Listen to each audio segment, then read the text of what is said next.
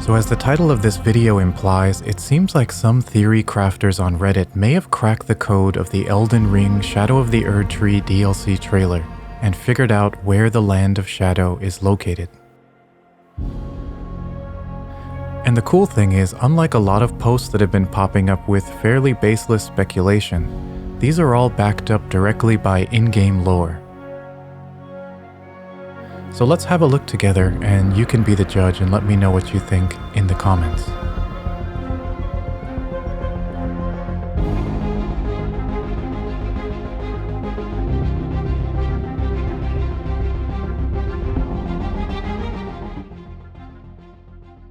Okay, so this all begins with the identification of a symbol that we see at 2 points in the trailer that resembles a candelabrum.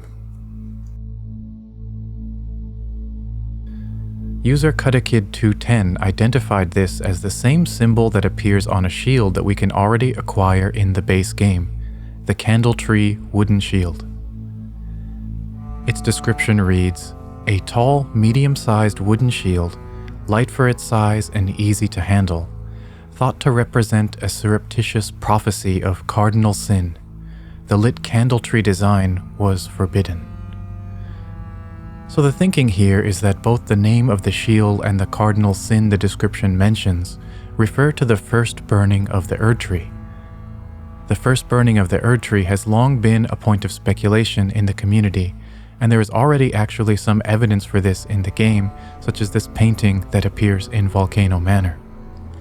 So this Erdtree symbol showing up twice at different points in the trailer likely indicates that we will finally learn about the first burning.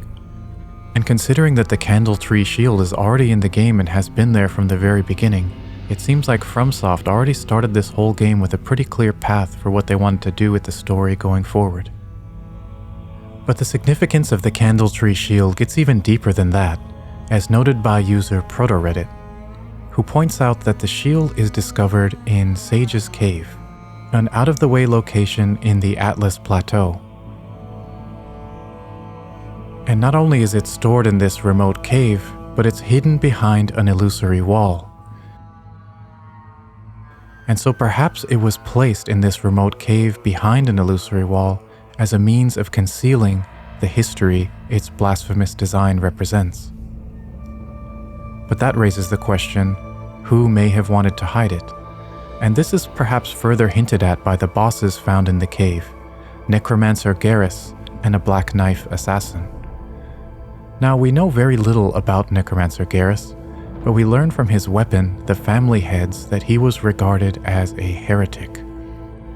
This is further illustrated by his clothing, the Sage Robe, whose description reads, "Thick burgundy robe, attire of the wise sages who were deemed heretical, evidence that the wearer was driven from town." This robe's deep red color seems reminiscent of the red worn by Mesmer in the trailer. And the similarities don't stop there, as accompanying Garrus in the fight are skeletal snakes, which also hearken to Mesmer's serpents, symbols of blasphemy to the Erdtree in the lore of Elden Ring. You can check out my video here for more information on that. But Garrus isn't the only boss found in this cave. We're also confronted by an invisible Black Knife assassin. According to the Black Knife armor, the Black Knives were all women and rumored to be Newmen who had close ties with Marika herself. Remember, the description of the Erdtree shield says that the symbol of the Erdtree was forbidden. And so, is it possible that this shield was hidden away by Marika as a way of concealing the first burning of the Erdtree? Or conversely, were both the heretical Garrus and this Black Knife assassin enemies of Marika who wanted to spite her by putting away this piece of forbidden history where someone could later find it? Both seem like fairly plausible possibilities. And speaking of hiding things away, upon death, this Black Knife assassin drops the Concealing Veil Talisman. A talisman put together from dark cloth with a lustrous sheen, and was part of the concealing veils used by the assassins on the night of Black Knives. And this concealing veil might be a hint that helps us understand another clue tucked away in the trailer. This drapery-like cloth falling over the land of shadow. One of the most intense points of speculation ever since the trailer dropped is where the setting of the DLC, the Land of Shadow, will actually appear within the game's map. If we operate under the assumption that Marika did indeed hide away the Candletree shield as a means of concealing its dark history, is it not possible that she also tried to hide the Land of Shadow itself? User All the Heroes Are Dead makes a pretty compelling argument for this theory. For one thing, the base game paints Marika as a character who enjoys concealing things. The Mimic's Veil, for example, is also known as Marika's Mischief, and it is an item that lets the user conceal themselves as nearby objects. We also know that Marika concealed the fact that she and Radagon are the same being. And what is it that Marika does to those who she views as a threat to the Golden Order? She seals them within Everjails, hiding them from sight. And so, it's clearly canon that Marika enjoys hiding things. Marika's tits. But where could one hide something as large as the Land of Shadow? Well, perhaps it's been in front of us all along. This empty part of the map has long been considered a suspicious part of the geography of the lands between. It's pretty unusual for the center of any game map to be so empty.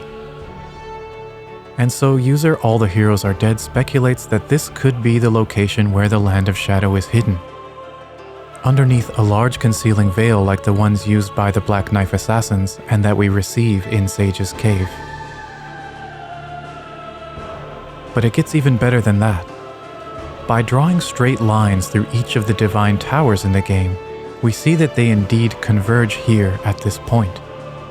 And so perhaps this immense concealing veil could therefore be tethered to each of the divine towers, their magic helping to hide the Lands of Shadow right under our noses. But then again, maybe not. What do you guys think? Do any of these theories seem plausible to you? Let me know in the comments. Honestly, I look at all of these kinds of posts with a bit of skepticism, but at the same time, I still find all of it really fun to read, and I'm pleasantly surprised and impressed at the connections people in the community are able to come up with. Hopefully, I've helped put a spotlight on some of the more interesting ones. But again, I'm curious to hear your thoughts. Thanks so much for watching. Don't forget to like and subscribe, and I'll see you next time.